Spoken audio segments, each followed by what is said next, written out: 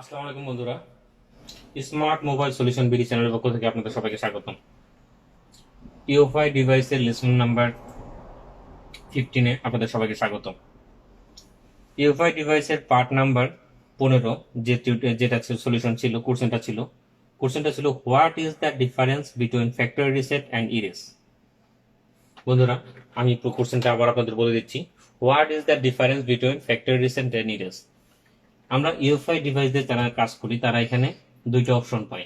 দুইটা অপশন বলতে এখানে দেখেন ফ্যাক্টরি রিসেট আছে আর একটা ইরেজ আছে। তো বন্ধুরা, ইরেজ আর ফ্যাক্টরি রিসেট এই দুটার মধ্যে পার্থক্যটা কি, আজকে আমি আপনাদের সেই সম্বন্ধে বলবো।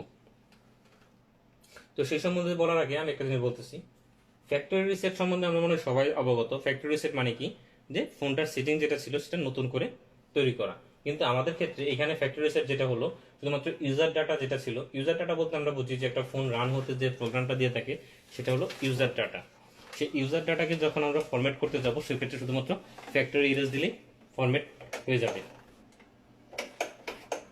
তো ফ্যাক্টরি ইরেজ দিলে সেটা ফরম্যাট হয়ে যাবে।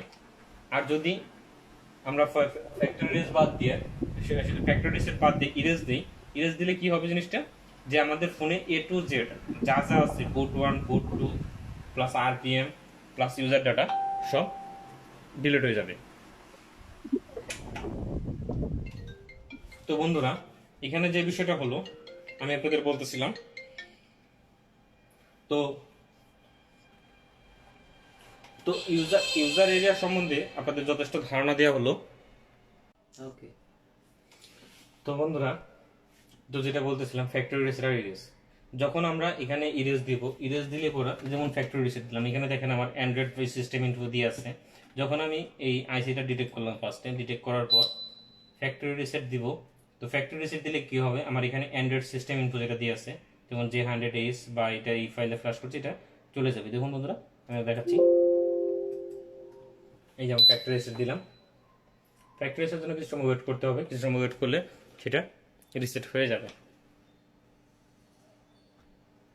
তো ফ্যাক্টরি রিসেট দেওয়ার পর যেমন এখানে ফ্যাক্টরি রিসেট আছে, আমি এখানে আইডেন্টিফাই দেব।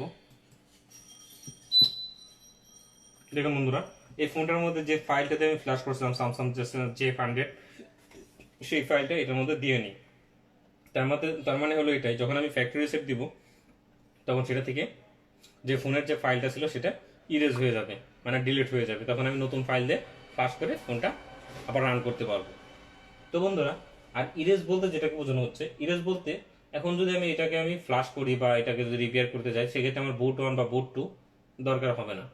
যদি সেটাকে আমি আবার নতুন করে বন্ধুরা, যদি আমি এটাকে ইরেজ দিলে কি করতে হবে, আমার বুট 1 বুট 2 আবার নতুন করে এর মধ্যে দিতে হবে। কারণ ইরেজ দিলে কি হবে, বুট 1 বুট 2 যে ফাইলগুলো ছিল সেগুলো সাথে সাথে ডিলিট হয়ে যাবে। তো সেক্ষেত্রে আমার বুট 1 বুট 2 ফাইলগুলো দরকার হবে, মানে একটা ডাম্প ফাইল। এই তিনটা ফাইল মিলে হলো একটা ডাম্প ফাইল। এই ডাম্প ফাইলটা আমার দরকার হবে। তো সেক্ষেত্রে যদি আমরা কোনো একটা ফোনের আইসির কাজ করতে যাই, জাস্ট আমরা ফ্যাক্টরি রিসেট দিলে মোটামুটি বেশিরভাগ ফোনের কাজগুলো করতে পারবো। তো সেক্ষেত্রে আমরা ফ্যাক্টরি রিসেটটাই দেবো। ফ্যাক্টরি রিসেটটা দিলে সেই ফোনের আইসিটা ফরম্যাট হয়ে যাবে। তারপর ফ্যাক্টরি ইমেজে দিয়ে নিয়ে সেখানে আমরা ওই ফোনের ফাইলটা দিয়ে ফ্লাশ করে দেবো, তাহলে ফোনটা রান হয়ে যাবে।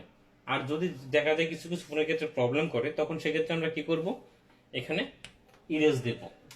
ইরেজ দেওয়ার আগে একটা জিনিস খেয়াল করবেন, এখানে দেখেন সিএসডি, ইউজার এরিয়া, বুট 1 বুট 2 এই চারটার মধ্যে টিক চিহ্ন দিয়েছে। তার মানে যখন আমি ইরেজ দিব, এই চারটার ভেতরে যে ফাইলগুলো ছিল সবগুলো ফাইল টোটালি ইরেজ হয়ে যাবে। তো সেক্ষেত্রে যখন আমি এটাকে পার্টিশন করতে যাব, আবার নতুন করে চারটা ফাইল আমাকে ফ্লাশ করার পরে ফ্যাক্টরি ইমেজ দিয়ে করতে হবে। তো বন্ধুরা, যে জিনিসটা আমি বলতেছিলাম ফ্যাক্টরি রিসেট আর ইরেজের মধ্যে পার্থক্যটা, তো বন্ধুরা আশা করি বুঝতে পেরেছেন ফ্যাক্টরি রিসেট কি আর ইরেজটা কি।